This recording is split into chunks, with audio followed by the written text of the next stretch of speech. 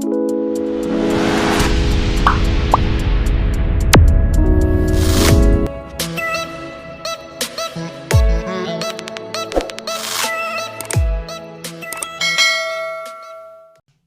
muslimah itu cantik luar dan dalam, Masya Allah.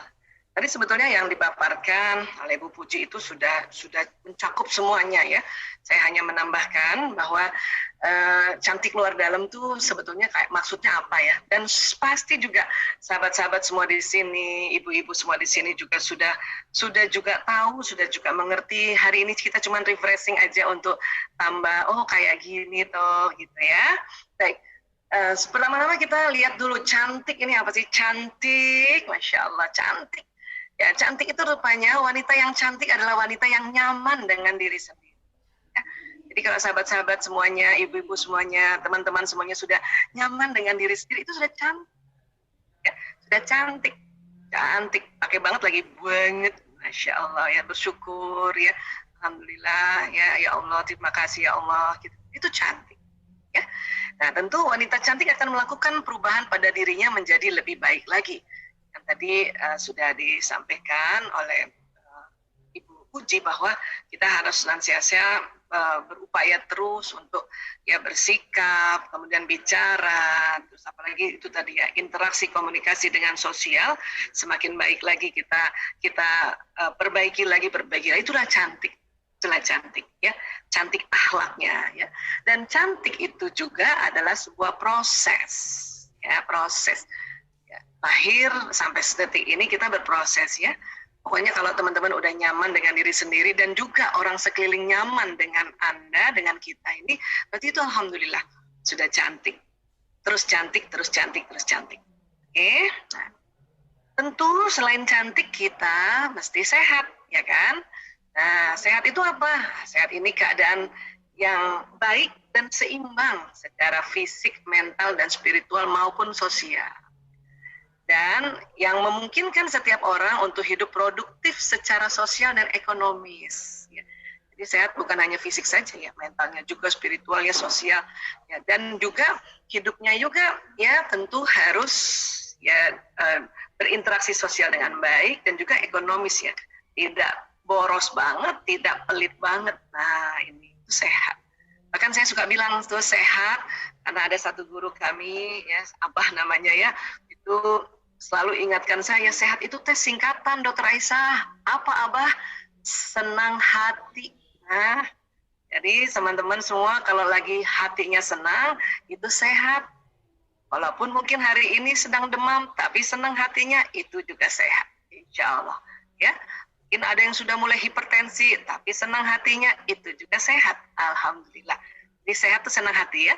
Nah, jadi sehat itu indah, Masya Allah. Dan sehat itu nikmat, ya. Sehat itu juga hemat, ya gitu. Benar loh, sehat itu hemat ya. Dan juga sehat itu segalanya, Masya Allah.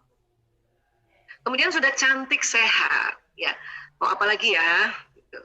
Cerdas, Masya Allah. Cerdas itu apa sih?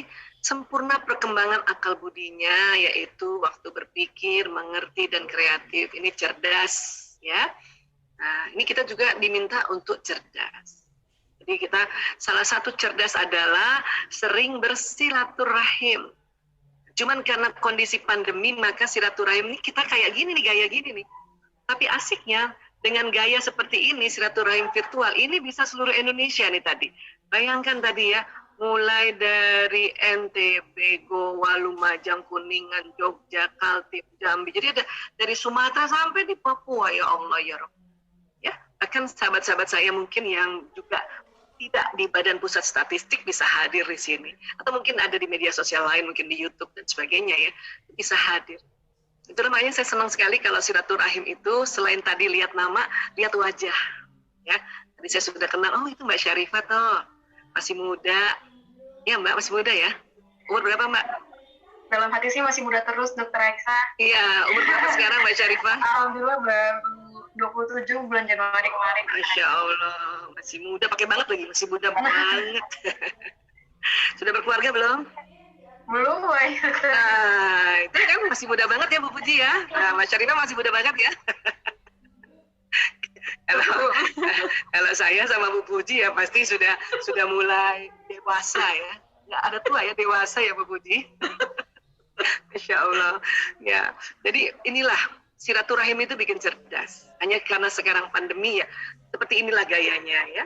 Jadi mudah-mudahan di akhir seminar bisa kita buka kamera, saling menyapa, melihat, sebut nama, sebut lihat wajahnya. Nah, itu bikin cerdas itu.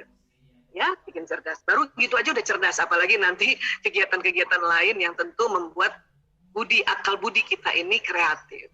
Ya. Baik, kemudian bahagia, be happy ya. Apa sih bahagia itu? Rupanya bahagia itu suatu keadaan pikiran dan perasaan. Tadi juga Bu Puji sudah sampaikan ya, yang ditandai dengan kecukupan, rasa syukur, senang karena berbagi, ada rasa kepuasan, ada rasa nikmat gitu, ya, dan kegembiraan yang intens, ya, intens itu yang berkualitas atau yang terasa banget, nah itu namanya intens, ya. Nah, tentu kita walaupun di rumah kita tetap ya rasanya cukup gitu ya, atau mungkin teman-teman yang pun bekerja tapi dari rumah, atau mungkin sudah separuh-separuh kerja di kantor separuh hari, kemudian di rumah, terus kemudian rasanya cukuplah saya nih kayak gini, alhamdulillah itu namanya bahagia ya. Bersyukur juga, alhamdulillah masih kumpul ya semuanya, bersyukur juga masih sehat. Tapi sakit pun juga bersyukur juga sakit, karena dalam pandangan Islam, ad-dinul Islam, sakit itu justru sedang mencuci atau sedang ya memperbaiki atau sedang ya itu tadi menambah keimanannya pada Allah. Makanya orang sakit itu seperti bermain-main di taman surga ya. Walaupun kita tetap berusaha tidak sakit, tapi itu kerennya Islam. Sakit pun itu bermain-main di taman surga. Ya, Insya Allah. Nah itu kita harus syukur. Ya pas sakit kalau ngedumel melulu, nah itu yang baru ya kebangetan itu ya. Nah kemudian itu ya kita senang berbagi. Walaupun berbagi itu nggak mesti harta ya, berbagi itu senyuman. Ya, berbagi itu kalimat-kalimat yang menyenangkan, ya, nasihat yang menyenangkan. Berbagi itu bisa juga tenaga kita yang kita kasih ke teman-teman, bantuin apa dengan sikap, ya. Nah, itu bikin bahagia. Bahkan kalau perempuan nih, karena perempuan ini sering sekali dari statistik, perempuan yang sampai usianya 60 tahun ke atas banyak yang Alzheimer. Ya, Alzheimer itu salah satu penyakit demensia ya, yang sering lupa gitu ya. Tapi karena waktu masih mudanya sering berbagi, itu mengurangi resiko Alzheimer. Kecuali yang ada genetiknya ya. Itu pun kalau genetik, kalau kita sering berbagi ya, rasa bahagia gini, rasa bersyukur, itu juga mengurangi resiko. Ya, insya Allah. Ya, nah lengkap sudah ya. Kita cantik, kemudian cerdas, sehat, bahagia, Masya Allah. Dan ini semua anjuran dari ad-dinul Islam, anjuran Allah. Ya, yang dicontohkan oleh Rasulullah SAW. Ya, nah, kemudian biasa nih ya, saya kalau presentasi atau seminar berbagi harus juga cerita tentang otak. Ya, ada beberapa sahabat-sahabat saya ini saya lihat ini ada Mbak Suci, ada teman-teman dari community itu udah sering banget lihat gambar ini. Tapi saya suka ulang-ulang. Kenapa? Supaya sadar bahwa kita punya otak. Ya. Jadi Allah menciptakan di dalam kepala kita ini ada otak besar, ini yang besar, ada otak kecil, ini yang kecil, kemudian terbagi dua, belahan kanan dan belahan kiri. Yang saya suka sosialisasi sekarang itu bahwa di dalam otak kita ini otak besar dan otak kecil, itu ya Allah, banyak program-program yang Allah ciptakan, yang Allah desain, banyak fitur-fitur, kalimatnya fitur aja ya, biar sama kayak gadget gitu ya. Ini kalau kita punya gadget terbagus sekarang ini, teman-teman, fiturnya kan banyak. Itu masih kurang dibanding fiturnya otak kita. Cuman kadang kita nggak pernah belajar, ya, terpaku oleh gadget yang kayaknya fiturnya keren banget nih. Ya, gadget gue bisa kayak gini-gini, tapi otak jauh lebih banyak fiturnya, Masya Allah. Cuman sering juga nggak dipakai karena nggak tahu. Ya. Otak kalau lihat dari atas, ini terbelah dua, ya nanti ada ini belahan kanan, ini bagian depan di sini ya, kemudian ini belahan kiri. Bu Isa kenapa sih ngomong otak, kan kita lagi ngomong cantik. Nah, kan judulnya cantik luar dalam. Kalau cantik luar tadi sudah dipaparkan oleh Mbak Aisyah juga, namanya dari Wardah kan? Iya, cantik secara sikap sosial, tadi Ibu Puji sudah paparkan, sekarang saya yang dari dalamnya nih. Ya dari dalamnya gimana nih ya? Kalau dari dalam berarti harus ngomong dari pusat koordinasinya, yaitu otak. Ya. Nah, Yang saya mau cerita saat ini kesempatan yang berbahagia dan saya juga sering banget sharing tentang ini. Bahwa di dalam otak manusia tuh ada otak emosi, ini ada emosi. Namanya limbic system, semua manusia ada. Bahkan hewan golongan mamalia juga punya otak emosi, makanya ini sering disebut mamalia brain. Ya, nah ini nih, jadi kalau mau cantik dari dalam, kita harus tahu isi dalamnya otak itu apa. Ternyata otak emosi yang sebesar ini, ya Allah, ya. Nah, emosi ini ya itu ciptaan dari Allah agar kita hidupnya dinamis. Kita kalau nggak punya otak emosi, nggak enak hidup, rata, datar, nggak enak banget. Ya. Nah, sekarang karena kita mau mempercantik dari dalam, maka dari dalam otak dulu mulainya. Yang mana sih? Oh, itu ada otak emosi. Ya, apa kerjanya? Nah, itulah kita perlu belajar agar kita tahu. Yang sudah tahu pun diulang-ulang supaya paham. Sudah paham juga diulang-ulang supaya sadar. Nah, itu. Bahwa kita punya otak-otak emosi yang perlu dikendalikan. Kalau istilah sekarang kerennya di-manage. Ya. Nah. Jadi ini otak emosi ini, inilah inti dari otak. Bahkan ilmuwan otak mengatakan otak emosi inilah ya intinya, magnetnya dari otak manusia. Oke, nah, ini juga yang nanti mempercantik kita kalau emosi kita lebih seringnya berada di emosi positif. Ya, bisa kalau kita belajar ilmu, belajar tentang bagaimana caranya, misalnya saya di kedokteran ya. Sebagai dokter harus ngapain kalau ada orang sakit gini, ngapain, itu ilmunya di mana itu masuknya Bu Aisyah? Di depan sini namanya prefrontal cortex. Ya, nah dari mana masuknya? Dari mata, dari telinga, dari ucapan, dari gerakan, dari penghidupan. Masuk ke sini, tapi nggak loncat ke sini, dia lewat sini. Ya, nah tapi orang juga udah banyak ilmunya. Kadang kalau lagi emosinya negatif, nggak inget tuh ilmu. Kenapa begitu Bu Aisyah? Karena kalau kita sedang emosinya negatif, ini otak mamalia tegang. Makanya ilmu yang ada di sini sebanyak apapun terblokir sementara. Sementara ya. Kalau yang nggak banyak ilmunya itu lebih parah. Ya, bukan lagi terblokir sementara, nggak ada isinya. Ya, makanya perlu kita belajar, makanya perlu kita datangi tempat-tempat majelis ilmu kayak gini untuk kita pelan-pelan masukkan di sini. Bu Isa, saya udah pernah lihat seminar ini, nggak apa-apa, kita ulang. Supaya apa? Supaya terjadi pemahaman yang lebih dalam lagi. Oke? Nah, baik. Jadi di dalam otak emosi itu banyak jenis emosi. Kalau dipetakan, ini namanya dipetakan, ini bentuknya kayak tangga loh. Makin ke atas makin bagus, makin ke bawah makin turun, makin buruk. Ya? Kok bisa kayak tangga Bu Aisyah? Karena menurut Profesor David Hawkins, setiap jenis emosi itu, jadi otak emosi kalau diukur itu ada frekuensinya. Ya, ini yang rendah nih apati itu 50 Hz, dia di bawahnya sedih. Apati apa Bu Aisyah? Apati itu merasa nggak berguna. Kenapa merasa nggak berguna? Karena sedihnya kelamaan. Kenapa sedih kelamaan? Karena takutnya kelamaan. Nah itu tadi kaitannya. Ya. Dan bahaya kalau merasa nggak berguna, saya mah cuma gini doang, saya mah nggak cantik kayak kamu, saya mah nggak beruntung kayak kamu, saya mah melulu. Itu nanti apati. Dan kalau terus-terusan berlama-lama di apati, ya bahayanya apa? Masuk depresi. Akhirnya benar-benar udah nggak cinta sama diri sendiri, dipukulinlah diri sendiri, kepalanya dijeduk-jedukin di tembok, ada benda tajam digotok, jadi ya tangannya disilet-silet. Itu karena sudah tidak sayang sama diri sendiri, dan itu sudah ada suicide, ide mencelakakan diri, itu namanya depresi. Dan kalau depresi harus dibantu orang lain atau dibantu oleh tenaga profesional, yaitu dokter kesehatan jiwa. Ya. Nah, untuk itulah makanya supaya cantik dalamnya, kita perlu menjaga agar emosi kita kalau sedang turun, ya cepat-cepat naik ke atas. Walaupun kita nggak bisa di atas terus-terusan 24 jam kali 7 hari, kali 30 hari dalam sebulan, atau 31, atau Februari kadang 28, 29 ya. Nah, dikalikan 12 bulan, nggak terus-terusan di sini. Karena ini memang ciptaan Allah. Kecuali depresi, bukan Allah desain. Ini sih. Sampai apati pun masih ada programnya di otak kita. Ya. Jadi kalau kita turun suatu ketika marah, suatu ketika mau buru-buru, nah ini las ini buru-buru, satu ketika takut khawatir, satu ketika sedih, itu lazim, fitrah namanya, ya.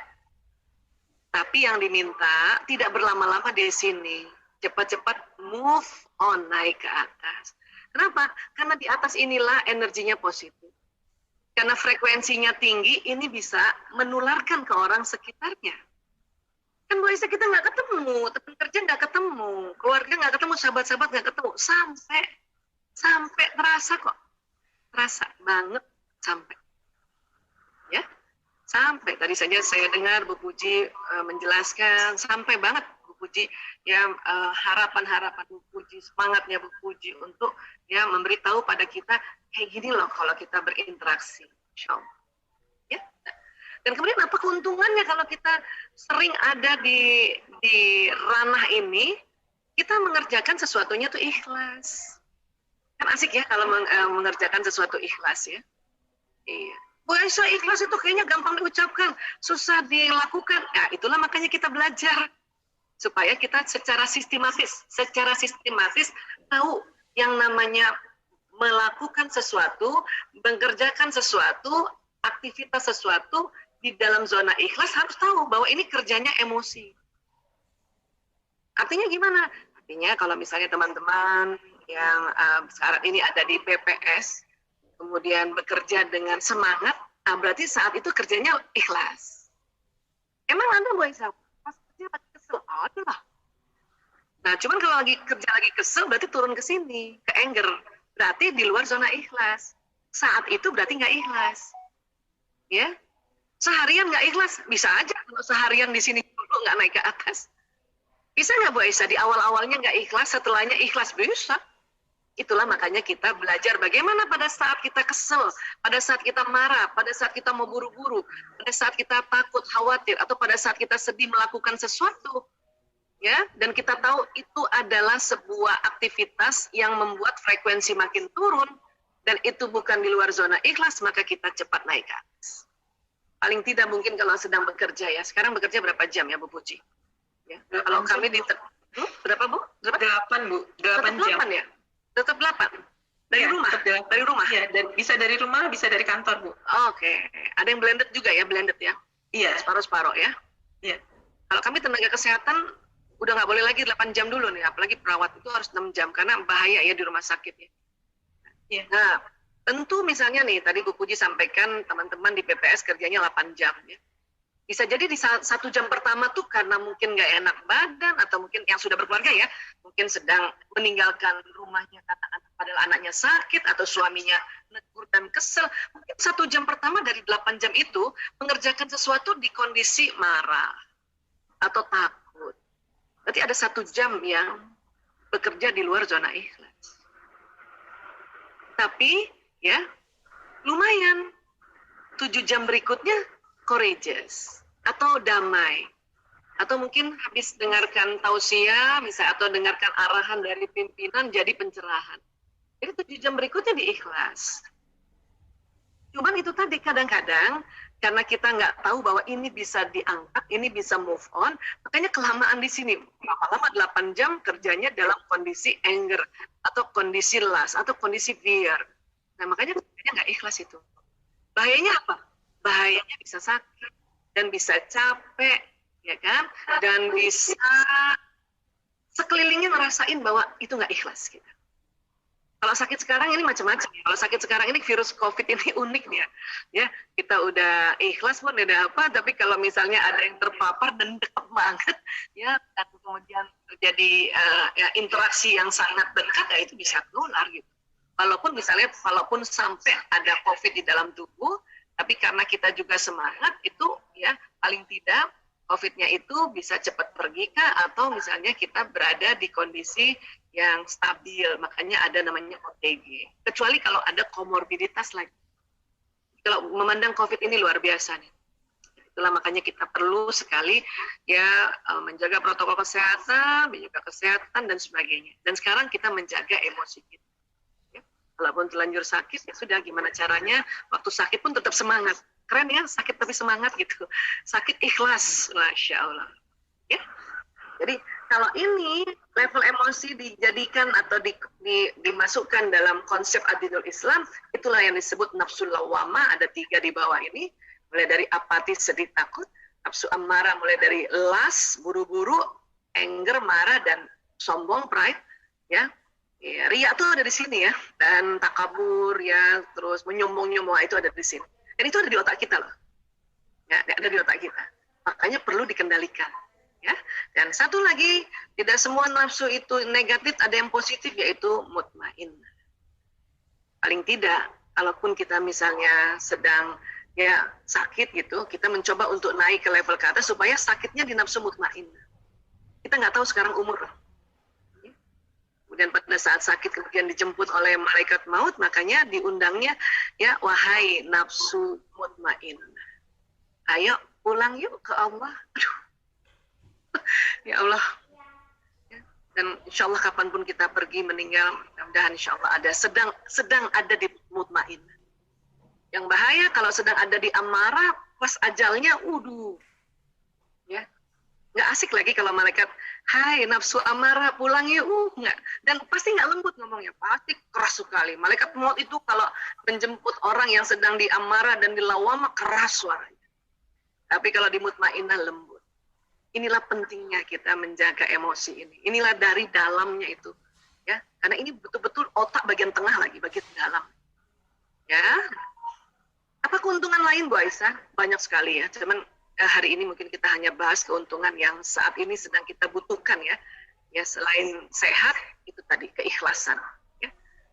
Jadi ini nih Profesor David Hawkins, MD, PhD, ya, seorang ilmuwan USA dan beliau ini dokter psikiatri, dokter kesehatan jiwa.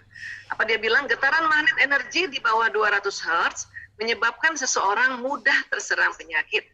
Jika frekuensi energi seorang di atas 200 Hz, maka dia senantiasa sehat. Hanya begitu. 200 Hz itu di mana? Tadi courageous, semangat. Ya. Ini, courageous. Ya. Tapi hati-hati, frekuensi kita juga kadang-kadang turun gara-gara apa? Kurang tidur, kurang makan, kurang minum, kurang gerak. Ya, apalagi sekarang kalau kita lockdown, paling sering itu kurang gerak. Tapi untungnya lagi, ada ibadah khusus yang Allah perintahkan pada kita, yaitu sholat. Dan sholat itu penuh gerakan. Ya, tuh bersyukur banget, Masya Allah. Ya, cuma kadang-kadang perempuan ini kurang minum sama kurang tidur, Bu Puji. Ya, betul. Ya, betul ya? Benar, itu yang kadang-kadang merosot itu. Kurang makan juga karena mau kurus. Jadi lengkap 4. Kurang makan, kurang minum, kurang tidur, kurang gerak. Makanya frekuensi turun juga. Ya. Jadi teman-teman harus cukup makan, cukup minum, cukup tidur, cukup gerak. Cukup makan gimana Bu Aisyah? Cukup minum gimana? Cukup tidur gimana? Cukup gerak? Cukup minum gampang. Berat badan dibagi 30. Ya. Misalnya saya 70 kilo dibagi 30, berarti saya minum minimal air putih atau air mineral lah istilahnya ya sekarang ya. 2 liter lebih minimal loh. Kalau habis kopi, habis ngeteh, harus diganti air putih lagi. Kalau habis minum teh, karena teh itu pekat, dia bukan pelarut ya, dia larutan, maka kalau habis minum 1 cangkir teh, apalagi yang nasgitel, panas lagi kental, itu harus diganti 1 cangkir air putih. Kopi gimana Bu Aisyah? Kopi lebih kental lagi. 1 cangkir kopi diganti 3 cangkir air putih. Makanya di kedai-kedai kopi internasional, kita sebenarnya boleh minta air putih. Asal jangan minta yang botol-botol yang air putih yang mahal itu ya. Air putih yang dari dia rebus kali boleh, gratis loh. Cuman kita jarang minta. Ya, itu cukup minum. Oke, cukup makan bagaimana Bu Aisyah? Cukup makan paling enggak dalam sehari ada kandungan karbohidrat yang dimakan. Ya, nasi kah, ya kentang kah, ya ubi kah, singkong kah, cireng kah, ya papeda kah, itu karbohidrat. Itu harus. Karena nanti yang membuat energi itu karbohidrat. Kalau terlalu diet tanpa makan karbohidrat, hati-hati, frekuensi turun. Ya, cukup tidur gimana Bu Aisyah? Cukup tidur. Kalau saya tanya sama ibu-ibu, Bu, tidur yang cukup berapa jam? Semua serentak 8 jam. Iya, betul 8 jam, tapi itu untuk lansia dan balita. Nah, ya. Kalau umur kita kayak gitu mah 8 jam kebanyakan atau 5 jam udah cukup. Ada juga 4 jam cukup. Ada ya, karena udah kebiasaannya. Yang penting bangun subuh nggak sakit kepala, itu cukup. Ya. Kita kadang tidur 10 jam, 12 jam, bangun tidur sakit kepala, itu kelebihan, itu kebablasan. Ada yang juga 8 jam, karena nggak biasa 8 jam, bangun tidur sakit kepala. Terus kesel lagi, aduh kenapa 8 jam gue tidur. Tapi buat balita dan lansia, itu butuh 8 jam. Ya. Jadi cukup makan, cukup minum, cukup tidur, dan cukup gerak. Ya. Oke, terus kata David Hawkins lagi, di dunia ini dia telah melihat orang yang mempunyai frekuensi positif 700 Hz sampai 1000 Hz. Maka kekebalan tubuh dan vitalitasnya sangat tinggi. Wow, Masya Allah. Karena sekarang yang kita butuhkan ini, kekebalan tubuh tinggi dan vitalitas tinggi. Ya, kenapa? Karena itu tadi, ya vaksin, mau divaksin, tapi vaksin masih sedikit. Satu kali vaksin aja nggak bisa untuk 8 jenis virus lebih nih ya. Jadi COVID-19 atau SARS-2 ini, itu strain-nya udah lebih dari 8. Kalau vaksin itu baru untuk satu strain. Kalau teman-teman yang sempat sakit dan kemudian sehat, itu mungkin baru satu jenis juga gitu. Makanya kalau nanti sudah habis sakit sehat, alhamdulillah tuh, keuntungannya dia ada kekebalan. Tapi untuk jenis yang kena pada saat itu, masih ada kurang lebih 7. Ini yang agak unik ini si virus COVID-19 ini. Makanya kita mencoba untuk menaikkan kekebalan tubuh. Walaupun misalnya pun sempat sakit, tapi gimana caranya nih? Pokoknya bikin sampai 700 sampai 1000. Yang mana sih Bu Aisyah 700 sampai 1000? Nah ini, enlightenment, pencerahan. Bisa ke sini gimana Bu Aisyah? Oh banyak cara. Termasuk sholat ya, termasuk sholat yang tumak nina. Apalagi Bu Isa, baca Quran. Ini saya selalu ya paksa nih, atau saya ingatkan keras diri saya untuk baca Quran Aisyah. Minimal 1 ayat, kemudian baca artinya. Kemudian kalau bisa kamu baca tafsirnya, atau kamu kajilah itu gitu. Ya, bilang sama diri saya. Ya. Kalau ada teman-teman sudah bisa 1 hari 1 juz, keren banget, Masya Allah. Lanjutkan kebiasaan itu. Wah itu saya nggak sempat, cuma bisa sehari 1 halaman, 1 page. 1 page itu ain ketemu ain, itu 1 page ya. Kadang-kadang dalam ain di dalam page itu ada di ayat kedua dari halaman itu ya, pokoknya ain ketemu ain. Itu udah keren banget.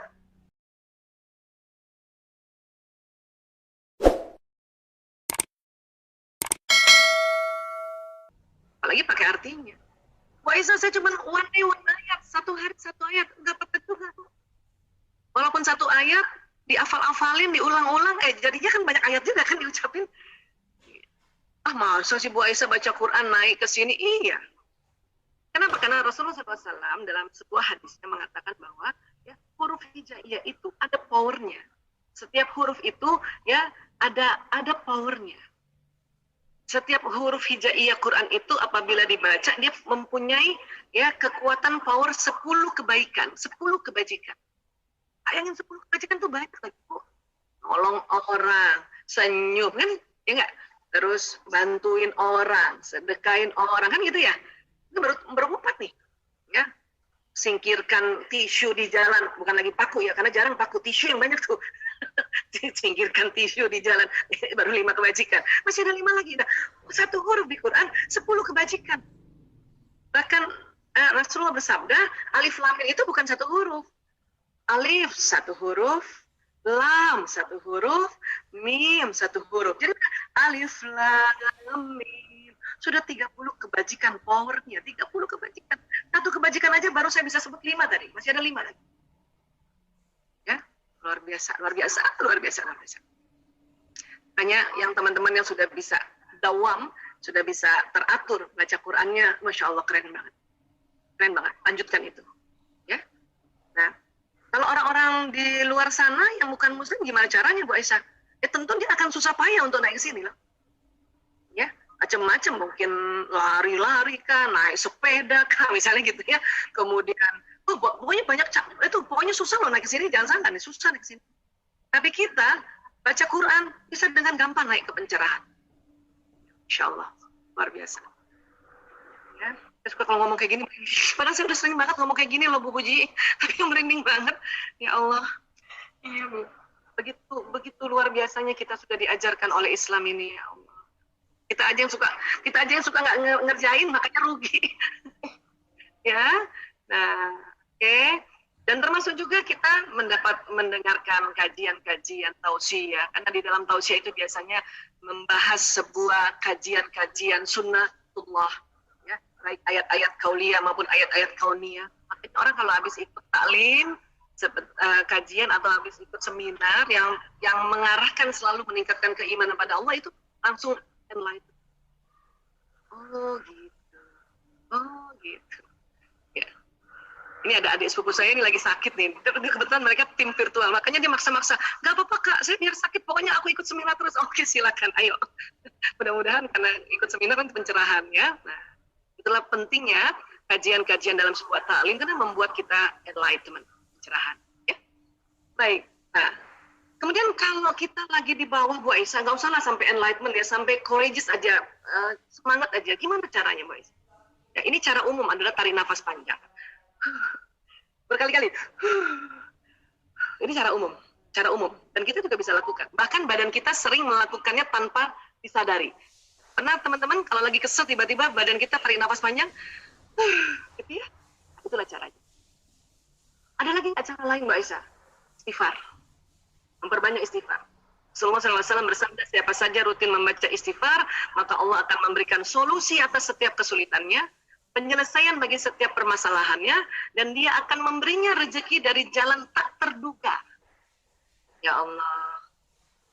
Keren ya? Wah, itu kan gampang banget istighfar doang. Itulah gampangnya Islam, Insya Allah. Ya. Kalau teman-teman menganggap sekarang ini kita sulit, kita disuruh istighfar, perbanyak istighfar, maka Allah memberikan solusi atas setiap kesulitan.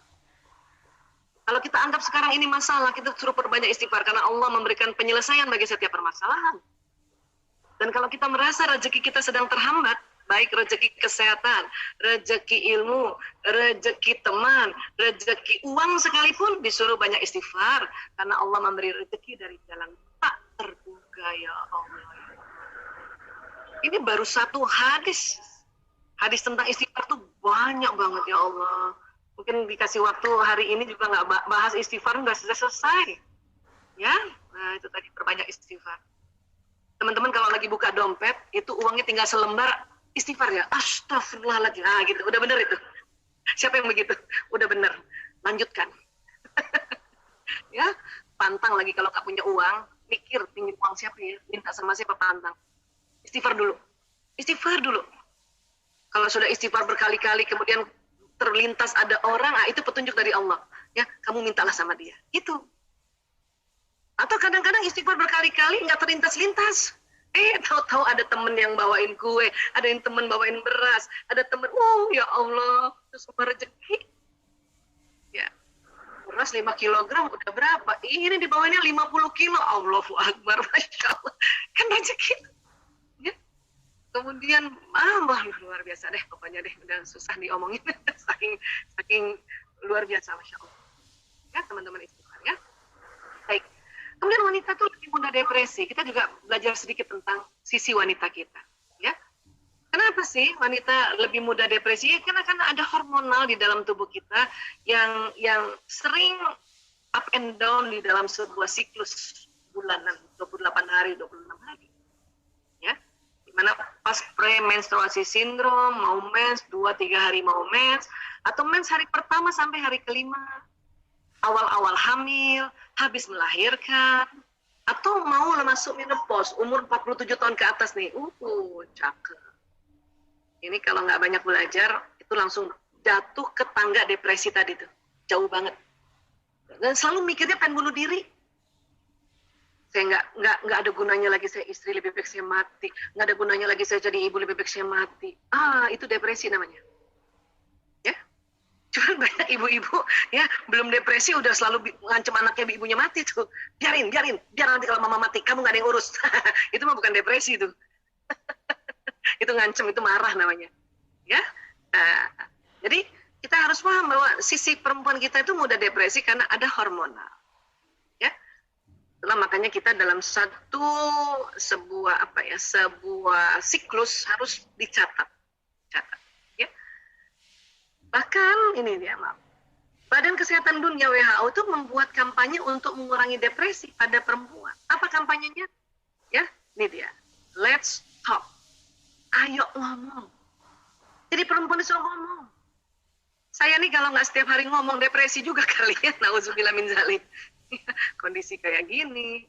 Kemudian sebagai tenaga kesehatan yang diurus narkoba, yang diurus juga LGBT, kalau saya nggak setiap hari berbagi kayak gini, ngomong gini ya, bisa depresi.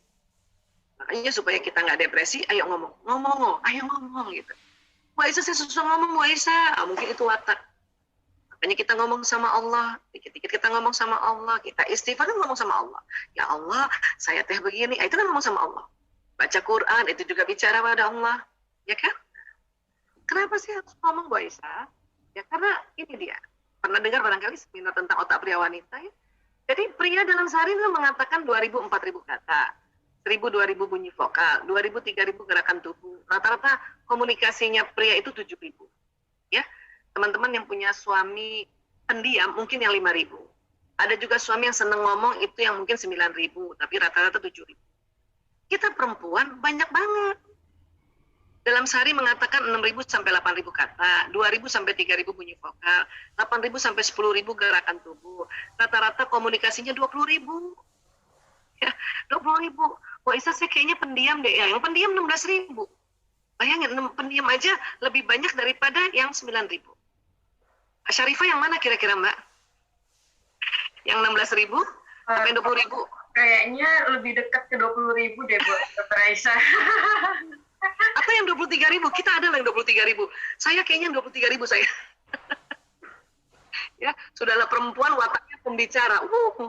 23.000. Dan kenapa kita bisa stres? Kenapa kita bisa depresi? Karena kita nggak ngomong. Karena ada penelitian dari Dr. Luan Brizendin. Ini penelitian Dr. Luan Brizendin di University California, San Francisco. Dan juga penelitian dari suami istri Mr. Alan dan Barbara Pease di Sydney, Australia, ya ini didapati. Kenapa? Karena otak bicaranya laki-laki cuma di sebelah kiri doang. Otak bicaranya perempuan kiri kanan. Ya. Bahkan ada riset mengatakan begini, ya wanita bila dalam sehari komunikasi kurang dari 16.000, maka tidur malamnya tidak nyenyak. Gitu Bu Puji, makanya kita harus ngomong. Ya, makanya kampanyenya WHO, let's talk, ayo ngomong. Mbak Isa gimana sekarang ngomong, ketemu teman aja susah. Nah untung ada gadget juga kan, kita chattingan lumayan tuh kan ngomong juga. Karena 16.000 kan termasuk dari ya gerakan tubuh. Ya, atau ya bebenah kan di rumah. Dan sekarang alhamdulillah karena anak-anak juga sekarang belajarnya di rumah, Bunda 16.000 katanya itu sudahlah mengerjakan pekerjaan rutin di rumah, ya, bantuin anak belajar, ngaji juga, wah, tersalurkan. Makanya kalau ada ibu-ibu masih stres, ya, dampingin anak belajar, makanya saya bilang, Bu, coba deh, ayo ini yuk kita tahu ya bahwa perempuan itu minimal 16.000 harus keluar ya Bu, supaya nggak ngeluh melulu. Wah Isa, ini gimana sekolah nggak buka-buka, jadi saya juga harus ngajarin anak di rumah. Bu, kalau sekolah dibuka bahaya. Ibu mending mana? Nemenin anak belajar atau nemenin anak sakit COVID? Nemenin anak belajar. Ya, nemenin anak belajar. Oke? Dan sanggup insya Allah. Bahkan ya, anaknya sebanyak apapun sekarang, misalnya katakanlah saya 5 ya, untuk anak saya udah gede-gede ya, 5. Ya, itu masih lebih juga 16.000 kata itu. Ya, jadi please, ayo terima. Inilah anugerah Allah pada kita. Supaya kita cantik luar dalam. Tidak ada yang lihat Bu Aisyah cantik luar dalam. Siapa bilang? Anak-anak lihat kita cantik luar dalam. Ya, suami lihat. Kalau lihat. Karena dia baru datangnya malam kan gitu. Orang yang di rumah kita, mbak kita, khadimat kita lihat.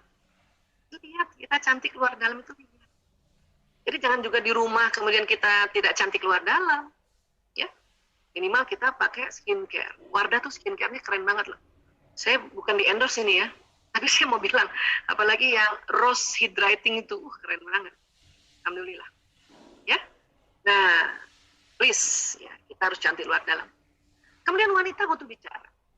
Otak wanita tidak menyimpan masalah seperti otak pria. Masalah bagi wanita terus berputar-putar di dalam kepalanya. Ya. Satu-satunya cara wanita melepaskan masalah dari kepalanya adalah membicarakan masalah tersebut untuk mengungkapkannya. Ya. Jadi perempuan ini harus ngomong. Perempuan ini kalau ada masalah muter-muter kepalanya di kepala kita, sampai kita ngomong.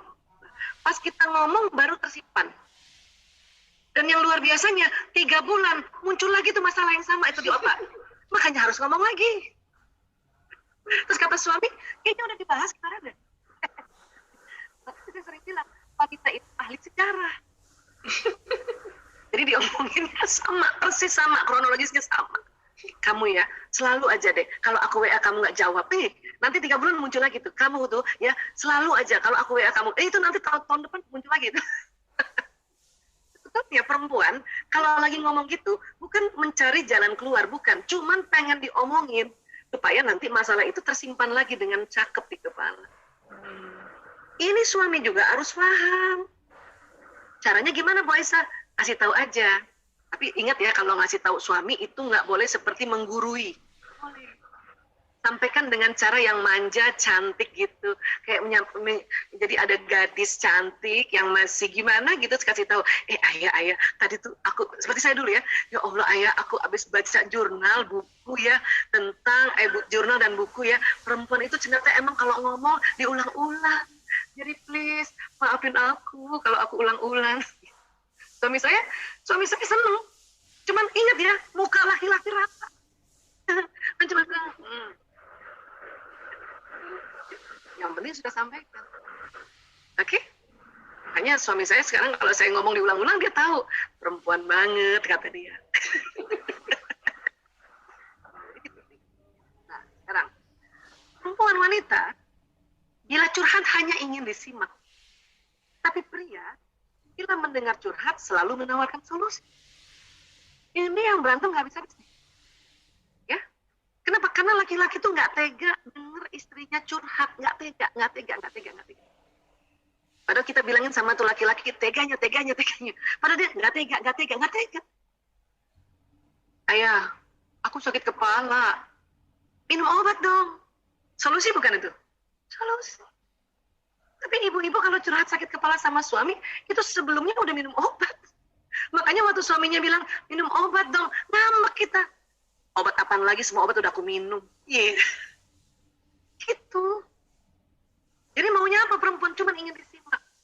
Pengen dengar kalimat dari suaminya itu, kasihannya kamu capek. Pengen gitu doang. Makanya sampaikan pada suami. Ayah, aku cuma curhat doang ya, dengerin aja ya. Suami saya juga udah pinter tuh. Kalau saya curhat, dia suka tanya, kamu mau pakai solusi apa enggak? Dia kayak nanya, mau pakai bawang goreng apa enggak gitu. Supaya nggak debat kusir. Atau kalau kita curhat, dan ingin ada solusi, kita aja ngomong, ayah, menurut ayah, pandangan ayah gimana nih solusinya? Itu biar laki-laki tahu, oh dia butuh. Kalau enggak, laki-laki suka capek. Karena dia sangat kasihan sama istrinya, pengen banget ngasih solusi. Tapi pas dia ngasih solusi, kita ngambek. Waduh, ini berantemnya hanya gara-gara gini. Ya? Jadi stop untuk bertengkar yang gara-gara kayak gini. Buang energi. Oke? Ya. Kemudian apa lagi? Ini, otak dibelah. Ada namanya organ ini di sini, namanya corpus callosum. Ini yang menghubungkan otak kiri kanan. Perempuan lebih tebal. Ya, ini corpus callosum kayak gini, 3 dimensinya ya kira-kira. Nah, gitu. Perempuan lebih tebal 30%. Sehingga otak kiri kanannya perempuan itu lebih banyak tersambungnya dibanding laki-laki. Ini corpus callosum. Laki-laki ada, perempuan ada. Cuman perempuan lebih tebal. Ya. Jadi ini, menurut Dr. Roger Grosky nih, ya, lebih tebal. Nah, karena lebih tebal corpus callosum, maka perempuan atau wanita mampu mengerjakan berbagai pekerjaan yang tidak saling berhubungan dalam satu waktu. Keren kan? Bayangin, udah 20.000 kata, kerja tangannya bisa begini. Apa nggak keren itu? Apa nggak syukur kita jadi perempuan? ibu-ibu kerja anak dari rumah sambil gendong anak, sambil juga boleh juga sambil setrika kan enaknya sekarang ini ya, kerja online itu enak. Cuman kalau kita nggak tahu, kita marah melulu. Apa-apa aku lagi. Nah, itu nggak cantik. Nggak cantik gitu. Ngomong gitu aja nggak cantik. Kata kita pakai lipstick tebal, tapi ngomong-ngomong gitu, bunda lagi. Ayah gimana? Biar kata lipstick setebal apa, jelek gitu. Makanya kita perlu tahu, oh ya Allah, ini kita rupanya, Masya Allah. Ya. Nah, tuh kan, kita kerja juga masih juga yang punya anak kecil ya. Saya aja anaknya udah gede-gede kerja aja masih dikit-dikit anak saya datang minta dipijetin, ya udah pijetin sambil lihat ke depan, tangan udah kiri, atau dari jauh dia kasih kode, ibu aku mau makan, saya juga cuma kasih kode tangan, itu bisa. Atau mungkin muka masih ke monitor, tangan udah ngasih HP, ini pesen aja GoFood. Nah iya, itu perempuan banget. Dan itu cantik. Tambah cantik kalau makin kita tahu dan sadar. Nah, jadi sekarang kan milenial ya. Nah kita diminta nih, wah nih sudah muslimah, milenial, coba deh pandai mengatur waktu dan mengatur aktivitas, kan gampang. Tulis aja di mana atau bilang sama anak-anak, besok ibu ini. Oke bu. Besok lagi pas malamnya, besok ibu ini. Oke bu, kan gitu. Enak. Bahkan anak kecil pun sudah mulai tahu, mulai kita ajarkan membuat ya susunan aktivitas. Pasang di mana yang tempat dia bisa lihat. Di depan kulkas kayak, jadi mulai belajar anak-anak, oh bunda sedang working from home dari jam segini sampai jam segini. Itu bisa anak-anak, ya. Dan kadang-kadang kita belum apa-apa udah ngeluh, aduh susah, nah maka susah betulan nanti. Ya, tadi Bu Puji sudah sampaikan, apa yang kita ucapkan, apa yang kita pikirkan, rasakan tuh terjadi tuh, bener. Ya. Nah coba ya, keren kan, orang-orang di luar negeri itu udah sadar, karena mereka duluan meneliti ini. Harusnya kita tambah sadar juga. Ya. Mereka dengan senang hati, sambil jagain anaknya, nyusuin, sambil kerja. Nggak usah lagi ngeluh. Supaya apa? Anak-anak walaupun masih kecil kayak gini, apa yang diucapkan, apa yang dirasa sama ibunya, itu terekam. Ya, sehingga proses pada saat perekaman otak anak-anak ini, di 5 tahun pertama, ini akan berbekas. Ya. Masih kecil gini aja, dia sudah menilai ibunya cantik luar dalam. Apa nggak keren tuh? Banyak ibu-ibu merasa, dia kan belum ngerti si anak. Justru itu, otaknya lagi fresh-freshnya, kita kasih bentakan, kita kasih hempasan tangan, kita kasih hardikan. Oh, itu dia cuma nggak bisa ngomong aja, tapi otak udah merekam. Ya, otak sudah merekam. Makanya hati-hati pada saat kita mulai berfungsi sebagai ibu, ya, ini kita harus mulai hati-hati. Hati-hati bicara, hati-hati mengeluarkan vibrasi. Buat teman-teman yang belum menikah, seperti Mbak Syarifah, alhamdulillah Mbak, belum menikah, sudah ada sedikit pembelajaran. Mantep tuh Mbak. Karena banyak kita baru tahu anaknya udah gede, ya telat. Gitu ya. Baik.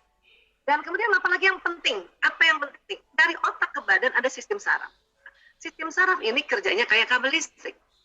Apa yang diucapkan jalan, apa yang dilihat jalan, apa yang didengarkan jalan, apa yang dihidu jalan, apa yang disentuh jalan pesan, dan apa yang dipikirkan jalan pesan. Itulah makanya mengapa kita diminta dalam selalu aktivitas kita harus dimulai baca basmalah, Bismillahirrahmanirrahim. Dengan nama Allah yang Maha Pengasih lagi Maha Penyayang, jalan itu. Dan semua sel tubuh senang kalau kita menyebut kata yang ada kata Allahnya. Bismillahirrahmanirrahim.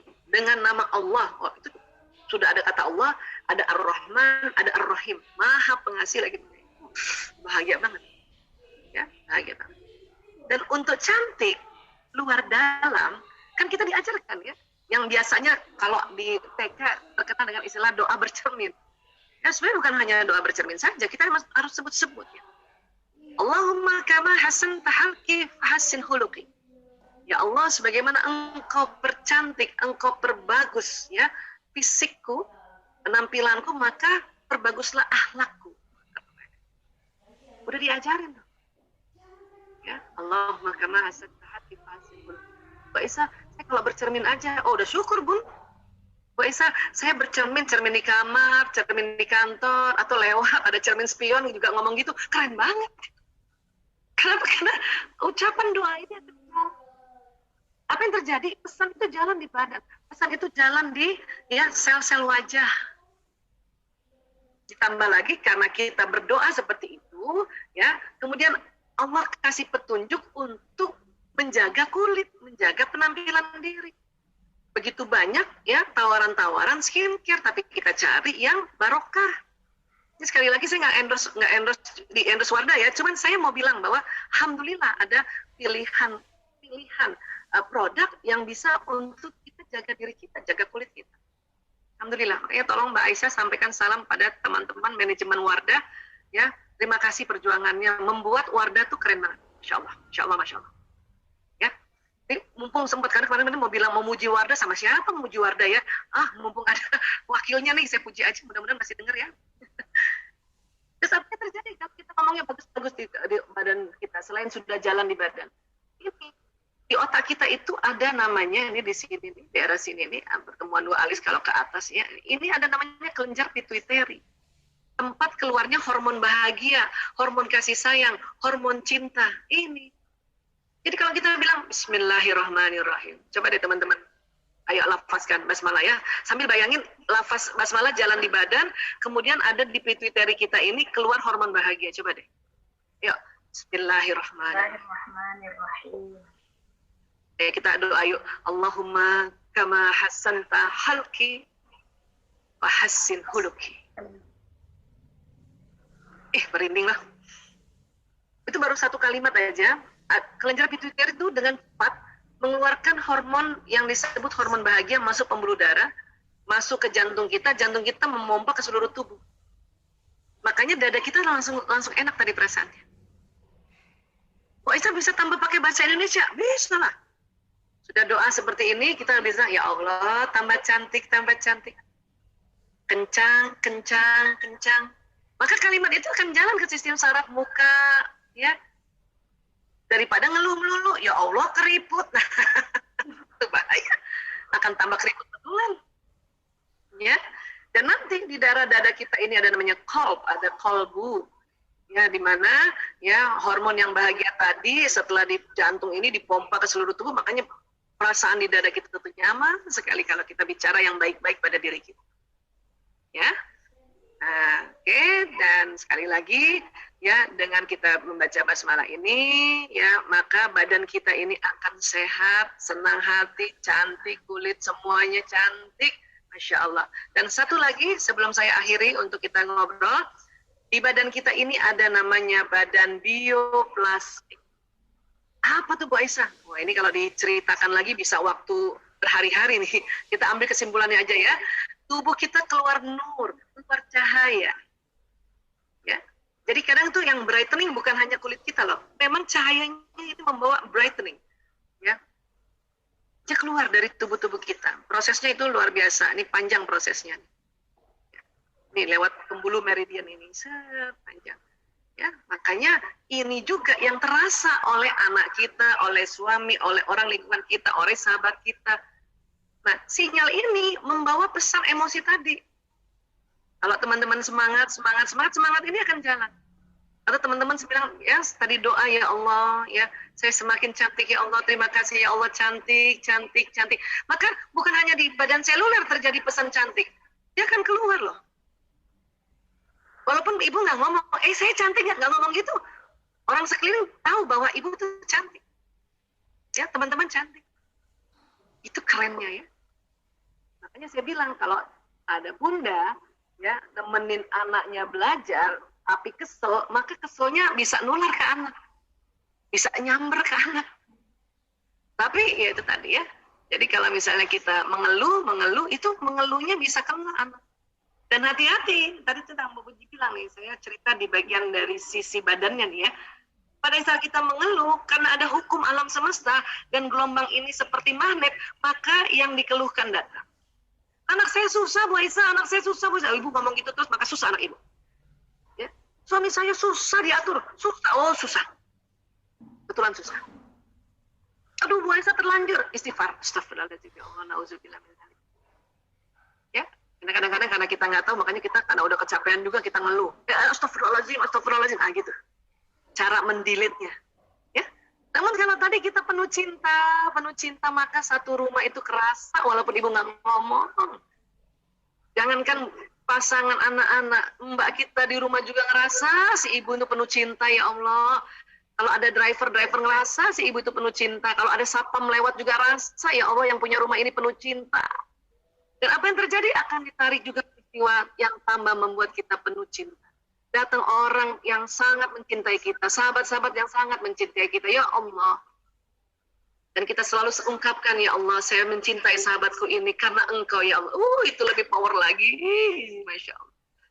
Inilah yang disebut kita ini cantik luar dalam. Kenapa? Karena akan terasa di sekelilingnya. Ya, saya tutup 2 slide.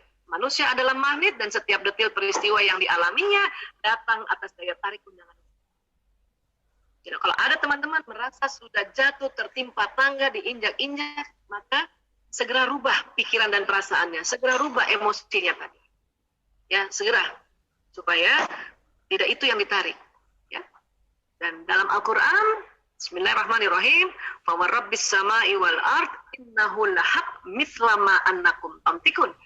Maka demi Tuhan langit dan bumi, sungguh apa yang dijanjikan itu pasti terjadi seperti apa yang kamu ucap. Ya Allah. Enaknya sebetulnya ya bikin cantik luar dalam. Ucapkan di mulut, ucapkan di benak, ucapkan di mata, ucapkan di telinga, ucapkan di tulisan. Makanya hati-hati bikin status. Karena itu yang akan terjadi. Ya. Ada status. Tidak ada yang menemaniku, maka akan seperti itu terus-terusan. Sendiri lagi, bakal sendiri lagi terus. Bikin status macet, akan macet. Ya, bikin status kerjaan sulit, makan sulit itu. Ya, jadi hati-hati karena setiap tulisan juga ada energinya, apalagi ya dalam bahasa Arab atau bahasa huruf hijaiyah yang dirangkai dalam bentuk doa, dalam bentuk ayat, dalam bentuk hadis. Masya Allah, tabarakallah. Ya, demikian saudara-saudaraku semuanya. Lebih kurangnya mohon maaf lahir batin. Ya, wabillahi taufiq wal hidayah.